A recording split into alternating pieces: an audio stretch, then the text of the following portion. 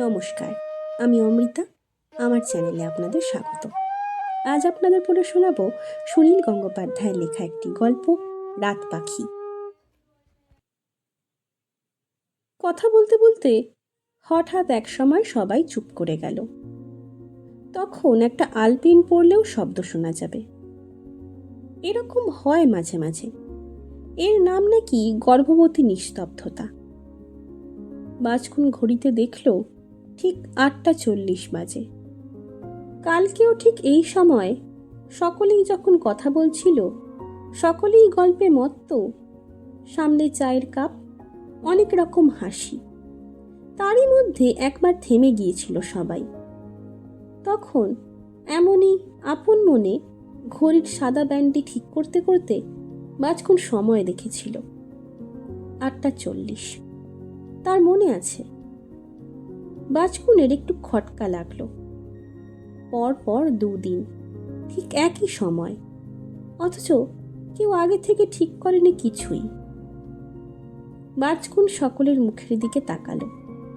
Debkumar, Sohini, ছোটকুদা, rosemary, Ashok, কেউ কারোর দিকে তাকিয়ে নেই। সকলেরই নত মুখ, যেন একটি শোক সভা।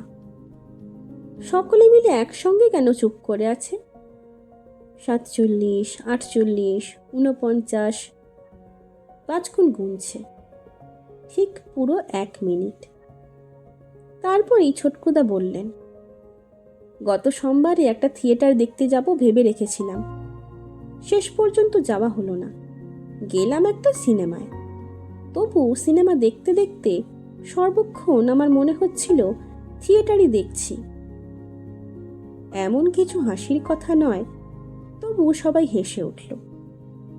ছোটকুদার কথা শুনলেই হাসি পায়। ছোটকুদা তারপরই বলল, গলাটা শুকিয়ে গিয়েছিল। ভাবলাম বেরিয়ে এসে একটা আইসক্রিম খাবো। ও মা, একটাও আইসক্রিমওয়ালা নেই। যত রাজ্যের বাদাম আর ঝালমুড়ি আর চানাচুর। যখন যেটা চাইবো কিছুতেই সেটা। দেবকুমার বলল, ছোটকুদা, তুমি বুঝি আজকাল গলা শুকিয়ে গেলে শুধু আইসক্রিম খাচ্ছ? অশোক বলল, যখন তোমার ট্যাক্সির দরকার নেই তখন চোখের সামনে দিয়ে অনবরত খালি ট্যাক্সি, কিন্তু যখন তোমার সত্যিই খুব দরকার। দেবকুমার বলল, ধানবাদে দেখেছিলে 12 জন ট্যাক্সিতে?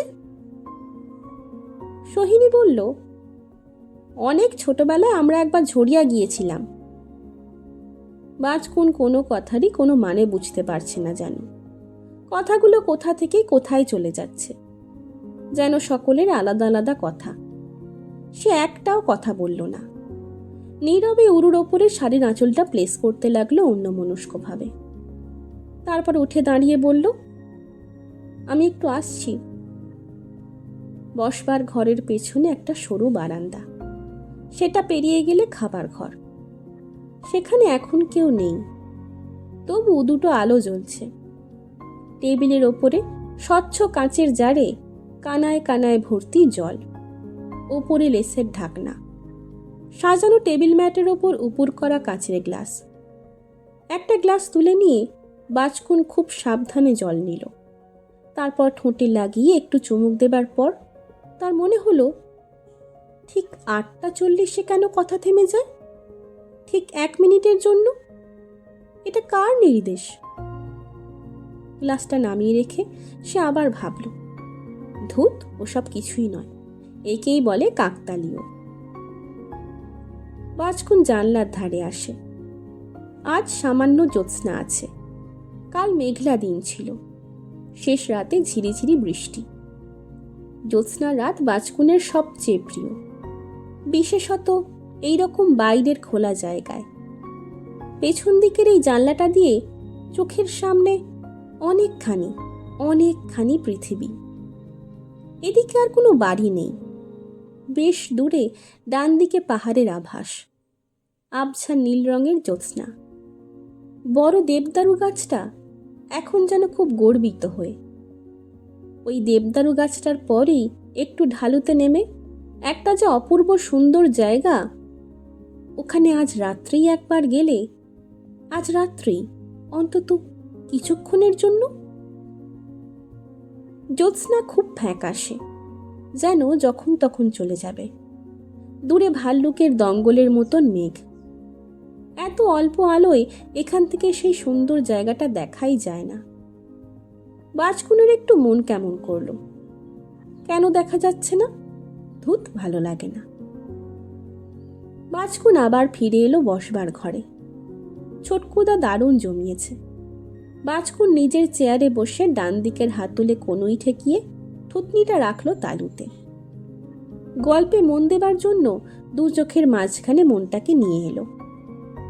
ছোটকুদা বলল, দোকানটায় তো আমাকে দারুণ ঠকিয়ে দিল।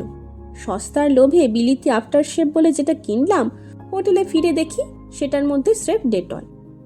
পরদিন ভোরবেলায় আমার ব্যাঙ্গালোর থেকে ফেরার কথা ছিল, ফ্লাইট ক্যান্সেলড হয়ে গেল। থাকতে হলো আর একদিন। পরদিন আমি সেই দোকানে আবার গেলাম। কেন গেলাম বলো তো? কোনো দরদাম না করে ঠিক সেই জিনিসটাই আর একটা কিনলাম। দোকানের লোকটা আমাকে ঠিকই চিনতে পেরেছিল। ও ভেবেছে আমি কিছুই বুঝতে পারি না, তাই মনের আনন্দে ঠকাচ্ছে। কিন্তু আমি যে সবই বুঝে গেছি তা তো ও জানে না, কাজে আমিও ওকে ঠকালাম। সোহিনী বলল, ওহ ছোটকুদা, তুমি সত্যিই অদ্ভুত। ভেজাল জেনেও তুমি দুবার একই জিনিস কিনলে। ছোটকুদা বলল, বাহ, আমার মতো আর কেউ ওকে কখনো ঠকিয়েছে? জেনে শুনেও কেউ ভেজাল জিনিস ওর দোকান থেকে আগে কিনেছে? আমি পর পর দুদিন গিয়ে দুটো কিনেছি বলেই ও আমার ব্যাপারটা একদিন না একদিন বুঝতে পারবে। আমি দোকান থেকে বেরিয়ে আসার সময় লক্ষ্য করেছিলুম, লোকটা খুব যেন চিন্তায় পড়ে গেছে। অশোক বলল, ছোটকুদা, তুমি সেই বোম্বের গল্পটা বলো, সেই যে ভিক্টোরিয়া টার্মিনাসে। বৌদি, have you heard that one about that street urchin? ছোটকুদার স্ত্রী রোজমেরি সব বাংলা বোঝে, তবু অশোক তার সঙ্গে ইংরেজিতে কথা বলবেই। রোজমেরি উত্তর দেয় বাংলায়। রোজমেরি বলল, আমার বর কখনো এক গল্প দুবার বলে না। ছোটকুদা হেসে বলল, দেখলি তো? আচ্ছা শোন, তোদের একটা আর্মেনিয়ান বুড়ির গল্প বলি। পার্ক সার্কাসে একটা বাড়িতে আলাপ হয়েছিল। সোহিনী বলল, বাজকুন আজ এত চুপচাপ আর অন্যমনস্ক কেন? বাজকুন ঘোর ভেঙে সজাগ হয়ে বলল, হ্যাঁ, কই না তো। দেবকুমার বলল, অন্যমনস্ক থাকলেই বাজকুনকে বেশি সুন্দর দেখায়। দেবকুমারের এই হালকা কথায় বাজকুন কোনো গুরুত্বই দিল না। তার মুখে একটা ম্লান ছায়া পড়ল। তারপর বলল, আমি তো গল্প শুনছিলাম, কিংবা আমার বোধহয় খিদে পেয়েছে। কেউ একজন বলল, বোধহয় মানে কি? খিদে পেলে টের পাওয়া যায় না? সোহিনী বলল, বাজকুনটা ওই রকম উল্টোপাল্টা কথা বলে। খিদে তো পাবেই, বেশ রাত হয়েছে, চলো। ছোটকু চেয়ার থেকে উঠে দাঁড়িয়ে হাঁক দিল, ঠাকুর, ঠাকুর। খাবার ঘরে এসে টেবিলের ডান দিকে দ্বিতীয় চেয়ারটাতে বসলো বাজকুন। কাল দুপুরে এখানে প্রথমে এসে ওই চেয়ারটাতেই সে বসেছিল। তারপর থেকে প্রত্যেকবারই ওইখানে বসছে। অন্যরাও সবাই ঠিক যে যার একই চেয়ারে। কেউ তো কিছু ঠিক করে দেয়নি কাকে কোন চেয়ারে বসতে হবে, তবু প্রত্যেকের জন্য একটি চেয়ার নির্দিষ্ট হয়ে গেছে। বাজকুনের চেয়ার থেকে খোলা জানলা দিয়ে দেবদারু গাছটাকে দেখা যায়। দেবদারু গাছটাও বাজকুনকে দেখতে পায়। সোহিনী বলল, বাজকুন, তোর কথাতেই এখানে এলাম, তবু এই মনমরা হয়ে আছিস কেন? না তো, কাল থেকেই তো দেখছি। কাল এসেই দেখলাম কি না মেঘলা মেঘলা, তারপর বৃষ্টি, তাই কিরকম খারাপ লাগলো। বৃষ্টি হয়েছে তো কি হয়েছে? এই সময় বৃষ্টি ভালো লাগে? এরকম কথা ছিল না। রোজমেরি অশোককে বলল, ডালটা এগিয়ে দাও তো। তারপর খুব মন দিয়ে ডাল ঢালতে ঢালতে বলল, বাজকুন খুব চমৎকার কথা বলে, একটু ইনকোহারেন্ট, সেই জন্যই। তোমার সঙ্গে যেন কার কথা ছিল না বাজকুন? পুরুষরা খুব খুব করে হাসল। অশোক বলল, তুমি ঠিক ধরতে পারলে না বৌদি। বাজকুন বলতে চাইছে শীতকালে সাধারণত বৃষ্টি হয় না, সেই জন্যই কথা ছিল না। রোজমেরি জোর দিয়ে বলল, সেটা আমি জানি, শীতকালে বৃষ্টি হয় না জানি, তবু যেন আর একটু বেশি কিছু বলেছে, তাই না বাজকুন? না তো। দেখলে বৌদি, দেখলে? রোজমেরি বাজকুনের দিকে হাসি ভরা চোখে তাকালো। সে বেশ উপভোগ করছে বাজকুনের অন্যমনস্কতা। দেবকুমার বলল, আজ আর বৃষ্টি পড়বে না। বাজকুন জানলা দিয়ে তাকালো। একটু আগের জ্যোৎস্না এখন মুছে গেছে। আকাশ ময়লা, দেবদারু গাছটাকে আর দেখা যাচ্ছে না। সে বলল, খেয়ে উঠে একটু বাইরে বেড়াতে যাবে? এখন এত রাত্রে? বেশ শীত। খুব বেশি না। ছোটকু বলল, চলো একটু ঘুরে আসা যাবে। মাছের ঝোলটা বেশ হয়েছে না? ছোটকুদা, তুমি আরেকটু নেবে? নাও না। না, ভালো লাগলেই বুঝি বেশি খেতে হয়? হাত ধোয়ার জন্য জল গরম করা আছে। শীতের রাত্রে এই একটা বেশ চমৎকার বিলাসিতা, খুব আরাম। হাত ধুতে ধুতে বাজকুনের মনে হলো, এই যে একটু আগে ছোটকুদা মাছের ঝোলের প্রশংসা করলো, সোহিনী তখন তাকে আরেকটু নিতে বলল। তার উত্তরে ছোটকুদা বলল, ভালো লাগলেই বুঝি বেশি খেতে হয়। ঠিক এই কথাগুলোই সে যেন আগে কোথায় শুনেছে, কোথায় ঠিক মনে করতে পারছে না। ঠিক এই রকমই একটা খাওয়ার টেবিল, এই রকম লোকজন, এই সব কথাবার্তা নিয়ে যে ঘটনা, তা আগে একবার ঘটে গেছে, স্পষ্ট মনে হয়। আবার বসবার ঘরে এসে সিগারেট ধরাবার পর পুরুষদের আর বেড়াতে যাবার বিশেষ ইচ্ছে দেখা গেল না। আবার বসবার ঘরে এসে সিগারেট ধরাবার পর পুরুষদের আর বেড়াতে যাবার বিশেষ ইচ্ছে দেখা গেল না। খাওয়ার পরে বেশি শীত করে। ছোটকু পা গুটিয়ে বসেছে। কেউ যাবে না বাইরে? আজ ছেড়ে দে, কাল সকালে খুব বেড়ানো যাবে। সোহিনী বলল, তোমরা বড্ড কুঁড়ে হয়ে গেছো, বেচারার একটু ইচ্ছে হয়েছে। চল রে, আমরাই যাই। বৌদি এসো। ভালো করে শাল জড়িয়ে তিনটে মেয়ে বেরিয়ে পড়ল। প্রথম কাঁচের দরজা খুলে গাড়ি বারান্দায়, তারপর একটু এগিয়ে লোহার গেট খুলে সুরকি বেছানো রাস্তায়। 3রা ডিসেম্বর সকালে কলকাতার বাড়িতে। বিছানায় ঘুম ভেঙেই বাজকুনের প্রথম মনে পড়েছিল হাজারিবাগ। কেন মনে পড়েছিল তার কোনো কারণ নেই। দুই একটা শব্দ, দুই একটা গানের লাইন যেমন হঠাৎ হঠাৎই মনে পড়ে, তেমনই মনের মধ্যে একটা নাম ঘুরতে লাগলো, হাজারিবাগ। সকালের কথা অনেক সময়ই বিকেলে আর মনে থাকে না, কিন্তু সন্ধেবেলাতেও মনে রইল, পরের দিনও। পরের দিন বাজকুন সোহিনীকে বলেছিল, দিদি, এবার হাজারিবাগ বেড়াতে যাবি? হাজারিবাগ? হাজারিবাগ কেন? এমনি। হাজারিবাগ কি এমন জায়গা? সত্যি, হাজারিবাগ এমন কিছু আহামরি জায়গা নয়। বাজকুনও তা জানে। বেশ কয়েক বছর আগে সে একবার হাজারিবাগে গিয়েছিল। তবু নামটা মনে এসেছে বলে কথার কথা হিসাবে বলেছিল মাত্র। শীতকালে কোথাও বেড়াতে যাওয়া হয়। ছোটকুদের বাড়ি আছে রাঁচিতে। সোহিনীর ইচ্ছে ছিল রাজগীর, তবু ঠিক মনস্থির হয় না। তারপর দেবকুমার জানতে পারে হাজারিবাগে তার এক বন্ধুর লোভনীয় বাড়ির কথা। তাহলে হাজারিবাগই। যদি এখানে ভালো না লাগে তাহলে রাঁচি তো বেশি দূর নয়। এখানে এসে বাড়িটা সকলেরই পছন্দ হয়ে গেছে। বেশ গাম্ভীর্যময় প্রাচীন বাড়ি, চারপাশটা ফাঁকা। আসলে যে কোনো জায়গায় গিয়ে ছুটির আড্ডাটা জমালেই হলো।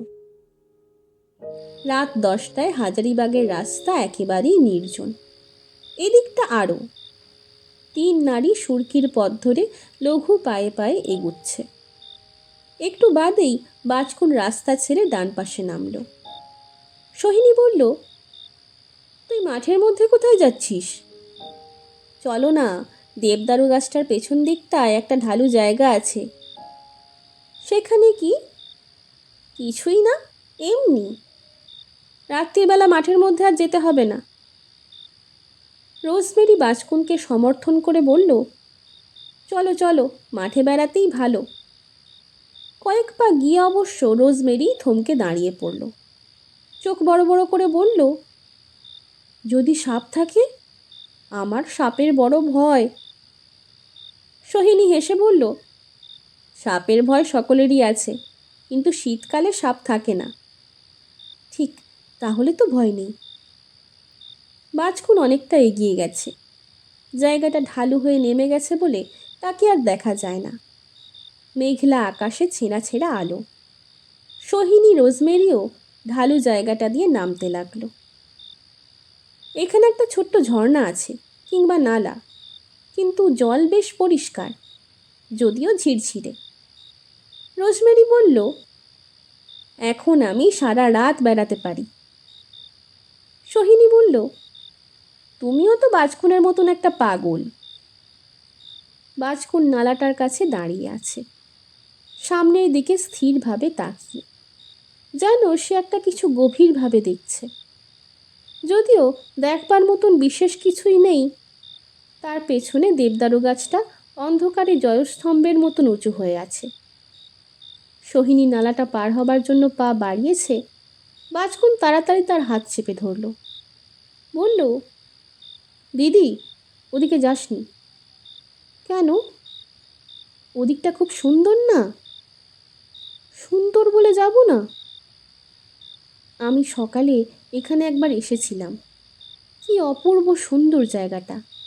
ছোট ছোট পাথর, ঝকঝকে তকতকে, এরকম যেন পবিত্র পবিত্র একটা ভাব। মনে হয় যেন আমাদের জন্যে নয়। তুই কি যে বলিস, মাথা মুন্ডু কিছুই বুঝি না। কোনো কোনো জায়গা কিংবা কোনো কোনো সুন্দর জিনিস দেখে তোর মনে হয় না এটা আমাদের জন্য নয়? রোজমেরি হাত ব্যাগ থেকে সিগারেট বার করলো। হঠাৎ করে লাইটার জ্বালাবার শব্দটা কর্কশ শোনালো একটু। প্রথম ধোঁয়াটুকু উপভোগ করে সে বলল, এদিকের থেকে ওদিকের জায়গাটা বেশি সুন্দর কিনা তা আমি জানি না, শুধু বাজকুনই এইসব দেখতে পায়। বাজকুন সব সময় শুধু সুন্দর জিনিস দেখে। বাজকুন তীক্ষ্ণ গলায় বলল, না। রোজমেরি বিস্মিতভাবে জিজ্ঞেস করল, কি? না, আমি সবসময় সুন্দর জিনিস দেখি না। বাজকুনের ভুরু কুঁচকে গেছে। সোহিনী সেদিকে তাকিয়েই বুঝল। সে বলল, চলো এবার ফিরি। আমি শুধু সুন্দর জিনিস দেখি না, আমি অনেক অনেক খারাপ জিনিসও দেখি। সোহিনী একটা ধমক দিয়ে বলল, থাক, আর বলতে হবে না। ওরকম সবাইকেই দেখতে হয় রাস্তাঘাটে ঘুরতে গেলে। তিনজনই বাড়ির দিকে ঘুরেছে। তবু রোজমেরি একটু কৌতূহলের সঙ্গে নালার উল্টো দিকটা আর একবার দেখল। বাজকুন রোজমেরির ওপর যেন একটু রেগে গেছে। যে কবারই সে রোজমেরির দিকে তাকাচ্ছে তার দৃষ্টিতে বেশ ধার। রোজমেরি জিজ্ঞাসা করল, নার্ভের বাংলা কি? স্নায়ু। রোজমেরি বাজকুনের বাহুতে সস্নেহে হাত রেখে বলল, তোমার স্নায়ু কি একটু চঞ্চল হয়ে আছে? না তো। জানো বাজকুন, লন্ডনে যখন ভারী ভারী বোমা পড়ছে 1943, সেই সময় আমার জন্ম। সেই জন্যই আমার স্নায়ু দুর্বল। বাজকুন কিছু শুনছে না। সে সম্পূর্ণ অন্যমনস্ক হয়ে গেছে। সেটা হয়েছিল মাইথন থেকে ফেরার পথে, মাস দুয়েক আগে। কি একটা ছোট্ট স্টেশনে ট্রেন থেমেছিল। সেখানে থামার কথা নয়। লাইনের দুপাশে অনেক লোক, সকলেরই মুখ অন্য লোকের মুখের মতো। ট্রেনের কামরার লোকেরা কৌতূহলী ছিল ট্রেন থামবার জন্য।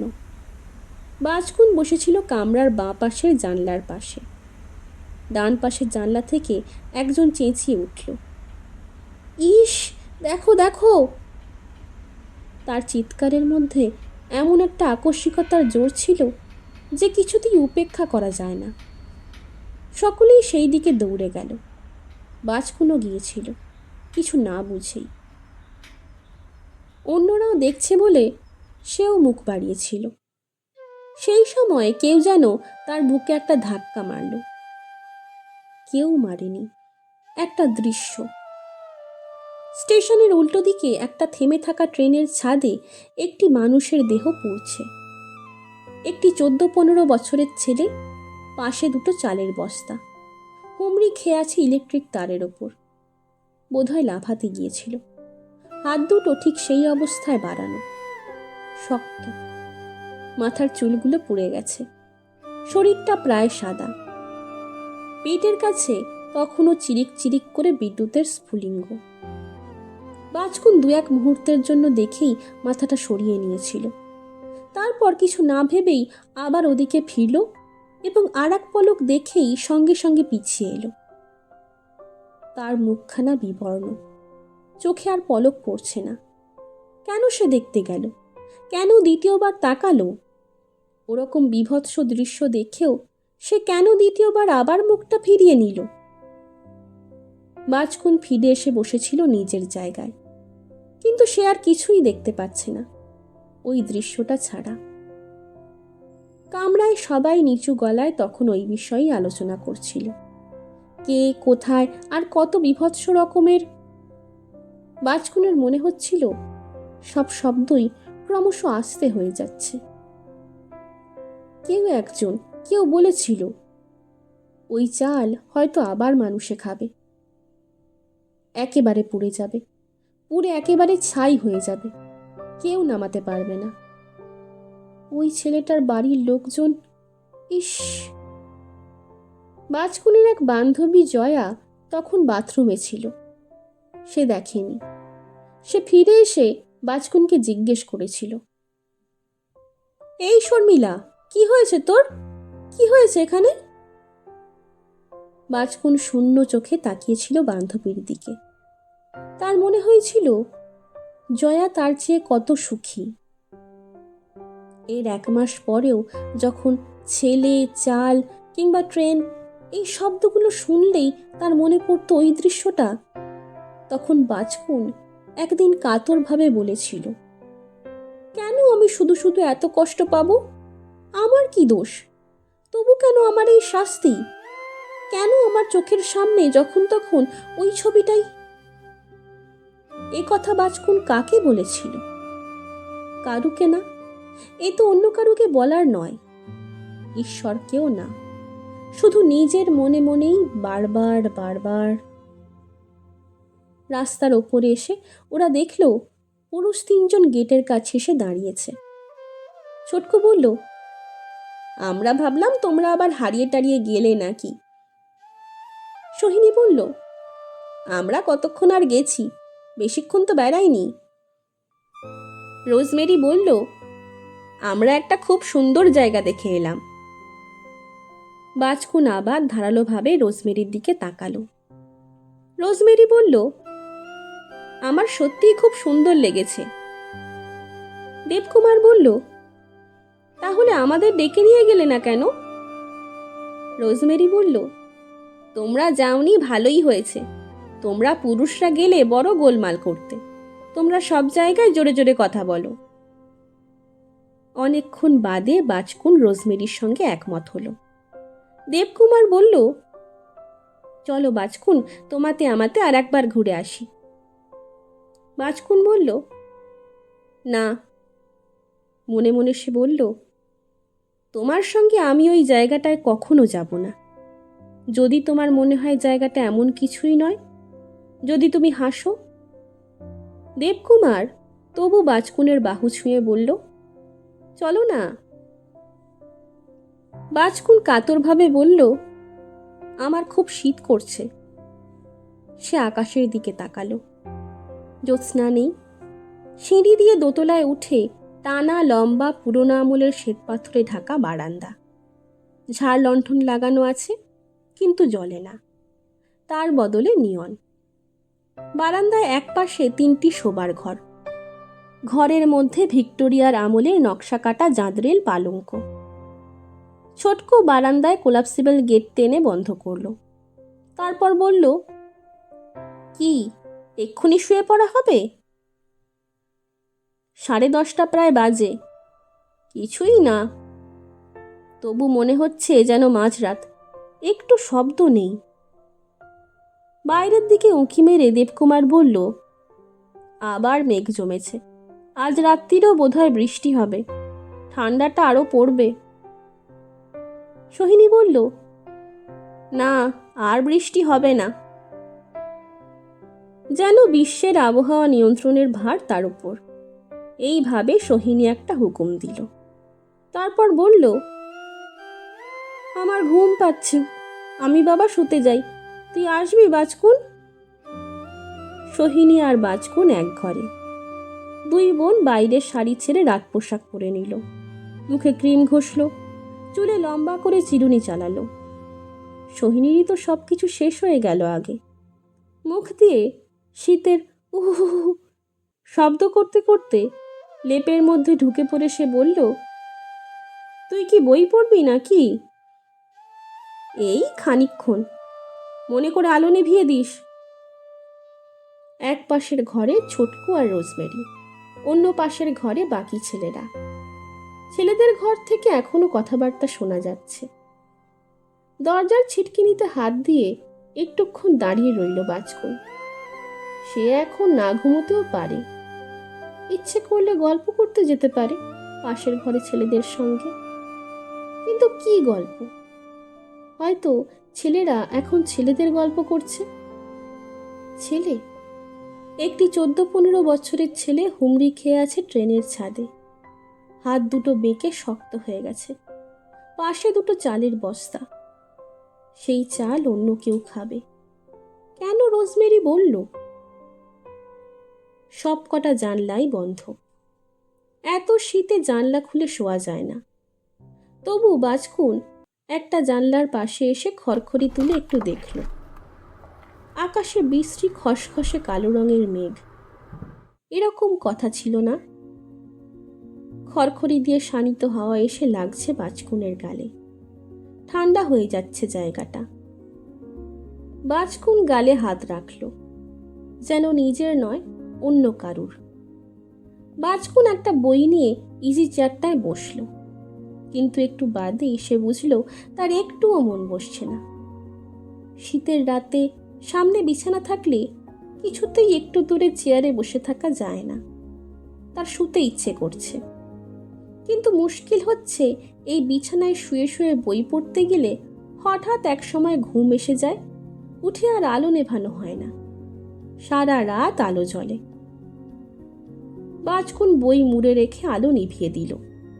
লেপের তলাটা সোহিনী আগেই গরম করে রেখেছে। মস্ত বড় লেপ, দুজনের বদলে 4 জনকেও ঢাকা দিতে পারে। চোখ বুজে সে একটু অপেক্ষা করল, কিছু দেখতে পাচ্ছে কিনা। সে দেখল শুধু অন্ধকার।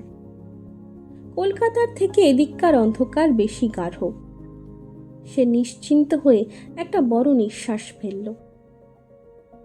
তারপর খুব আস্তে আস্তে ঘুম আসতে লাগলো। নরম আদরের মতন সারা গায়ে ছড়িয়ে যায় ঘুম। ঘুমের ওজনে শরীরটা একটু ভারী হয়ে যায়। তারপর ঠিক যেন অতল জলে ডুবে যাওয়ার মতন।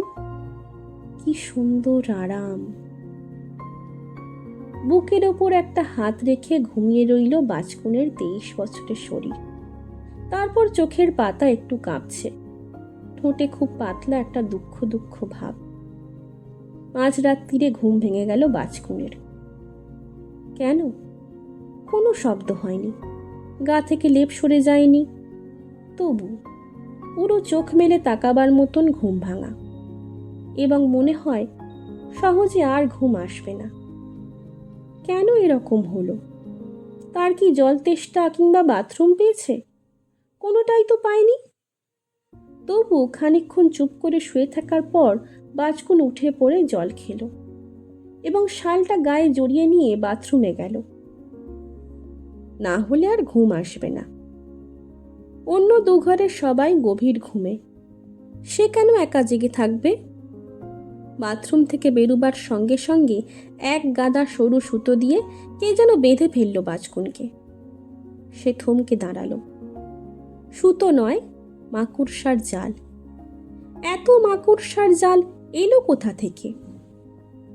বোধহয় বাথরুমের মধ্যেই ছিল, কিন্তু মুখ তুলে সে দেখল বারান্দায় লম্বা লম্বা মাকড়সার জাল উড়ে বেড়াচ্ছে। অতি সূক্ষ্ম হলেও স্পষ্ট দেখা যায়। হয়তো বারান্দার এ প্রান্ত থেকে ও প্রান্ত পর্যন্ত টানা কোনো জাল ছিল, কোনো কারণে একটু আগেই ছিঁড়ে গেছে। তারপরই বাজকুন টের পেল সে বারান্দার আলো জ্বালেনি, তবু মাকড়সার জাল দেখতে পাচ্ছে। ঘর থেকে যখন বেরিয়েছিল অন্ধকার ছিল, এখন কোথা থেকে যেন আলো আসছে। কোথা থেকে আবার? আকাশ থেকে। মেঘের মধ্যে ফাটল ধরেছে, তার ভেতর থেকে সমুদ্রের ঢেউয়ের মতন ছলাৎ ছলাৎ করে উঠে আসছে জ্যোৎস্না, শীতকালের জ্যোৎস্নার সবটুকু তীব্রতা নিয়ে। মাকড়সার জালটা যেদিকে উঠছে সেদিকে এগিয়ে গেল বাজকুন। বারান্দাটা যেখানে শেষ হয়েছে সেখানে ছোট্ট ব্যালকনি। সেখান থেকে বাড়ির পেছন দিকটা দেখা যায়। সেখানে এসে দাঁড়াতেই তার যেন প্রায় শ্বাসরুদ্ধ হয়ে এলো। তার চোখের সামনে মহৎ উদ্ভাসনের মতন একটা কিছু ঘটে গেল যেন। নিবিড় নীল রঙের জ্যোৎস্নায় ধুয়ে যাচ্ছে পৃথিবী।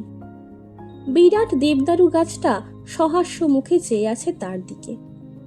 স্পষ্ট দেখা যাচ্ছে নালার ওপাশের সেই সুন্দর পবিত্র জায়গাটা। সত্যি ও জায়গাটা যেন কারুর জন্য নয়। ভাগ্যিস তার ঘুম ভেঙেছিল। দেয়ালে হেলান দিয়ে দাঁড়িয়ে রইল বাজকুন। তার চোখ দুটি স্নিগ্ধ হয়ে যাচ্ছে। দিদিকে কিংবা দেবকুমারকে ডেকে তুলে এনে দেখাবে? না থাক, ওদের যদি ভালো না লাগে। বাজকুনের শরীরটা কাঁপল। তার শীত করছে খুব। পাতলা রাত পোশাকের ওপর শুধু শাল জড়িয়ে বেরিয়ে এসেছিল। পা দুটি হাঁটু পর্যন্ত নগ্ন। তবু সে ঘরে ফিরে যেতে পারছে না। তার মনে হচ্ছে যেন আরো কিছু আছে। সে নিষ্পলকভাবে তাকিয়ে আছে দেবদারু গাছটার দিকে। তারপর একটি পাখি ডেকে উঠল, প্রথমে আস্তে, তারপর ক্রমশ বেশ জোরে। টিট্রিউ, টিট্রিউ। বাজকুন অবাক হয়ে গেল।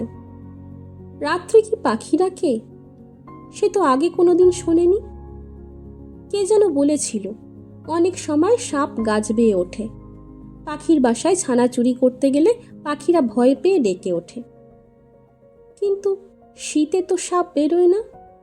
কে যেন খানিকক্ষণ আগেই বলল কথাটা। তাছাড়া এ তো ভয় পাওয়া ডাক নয়, এ তো একলা আপন মনে ডেকে ওঠা। ওর মিষ্টি সুরের ঝাপটা ছাড়িয়ে যাচ্ছে দূরে, অনেক দূরে। পাখিটা যেন বাজকুনকে শোনাবার জন্যই। হঠাৎ বাজকুনের শরীরে একটা শিহরণ এসে গেল। প্রতিটি লোমকূপে সে টের পেল এমন একটা কিছুর, যার ঠিক মানে সে জানে না। যেন সব কিছুই আগে থেকে ঠিক করা ছিল। এই রকম মাঝরাতে সে বারান্দায় এসে জ্যোৎস্নার মধ্যে দেবদারু গাছটার দিকে তাকাবে। দেবদারু গাছটা তাকে একটা পাখির ডাক উপহার দেবে। সেই জন্যই ৩রা ডিসেম্বর সকালে তার মনে পড়েছিল হাজারিবাগের কথা। সেই জন্যই মাঝরাত্রিরে তার ঘুম ভেঙে যাওয়া। সেই জন্যই মেঘ সরে গেল। এই সব কিছুর মধ্যেই যেন অদৃশ্য পরিকল্পনা আছে। এমনকি মাকড়সার জালও তার মধ্যে আছে। সে পাছে ভুলে যায়, তাই মাকড়সার জাল তাকে মনে করিয়ে দিল। এই পাখির ডাক শুধু একা তার জন্য। সে একদিন হঠাৎ একটি সাংঘাতিক ভয়ালো দম বন্ধ করা কষ্টের দৃশ্য দেখেছিল পাশের ট্রেনের ছাদে। সেই দৃশ্যটা কি তার প্রাপ্য ছিল? এই কথা ভেবে ভেবে সে যন্ত্রণা পেয়েছে। সেই জন্যই যেন তার বদলে তাকে কলকাতা থেকে ডেকে এনে মাঝরাত্রিরে ঘুম ভাঙিয়ে এই অনির্বচনীয় রূপময় ছবিটি দেখানো হলো। বাজকুনের চোখে সামান্য জল এসে গেল। এত শীতেও চোখের জল কি গরম! এক আঙুল দিয়ে সে চোখ মুছল। কেউ বুঝবে না এই চোখের জলের মানে। এটা কোন পাখির ডাক? শুনছিলেন সুনীল গঙ্গোপাধ্যায়ের লেখা একটি গল্প, রাত পাখি। গল্প পাঠ কেমন লাগছে তা আমাকে কমেন্টের মাধ্যমে জানান। যদি ভালো লাগে তবে লাইক, শেয়ার এবং সাবস্ক্রাইব করে পাশে থাকবেন। ধন্যবাদ। নমস্কার।